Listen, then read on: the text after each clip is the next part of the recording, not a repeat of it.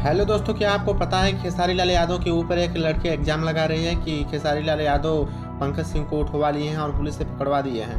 पर ऐसा नहीं है, पूरा एग्जाम लगा रही है। और ये लड़की क्या बोली है इसको आप आगे देख सकते हैं। खेसारी लाल ही पंकज को उठवाया है और मेरे घर से, और देखिए पुलिस मेरे को भी घर से लेके आई और यहाँ पे छोड़ दी। और मेरे को समझ में नहीं आ रहा है कि मैं कहाँ जाऊंगी यहाँ से, समझे? तो यहाँ से मैं कहाँ जाऊंगी? मेरे को कुछ भी होगा ना तो सिर्फ खेसारी लाल ही आती होंगे, विवेक सिंह, क्योंकि मेरे घर पे थे पंकज, तो पंकज के लिए जाना चाहिए था। तो मेरे को क्यों यहाँ पे सब छोड़े?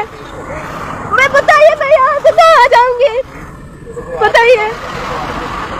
मेरे पापा नहीं थे, ड्यूटी गए हैं सब मेरे घर में। अरे लोग मेरे को यहाँ पे छोड़ दिए, मेरे को पता भी नहीं है कि मैं कहाँ हूँ।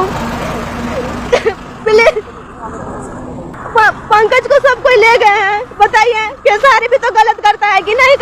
तो आप लोग अपना राय जरूर दीजिएगा।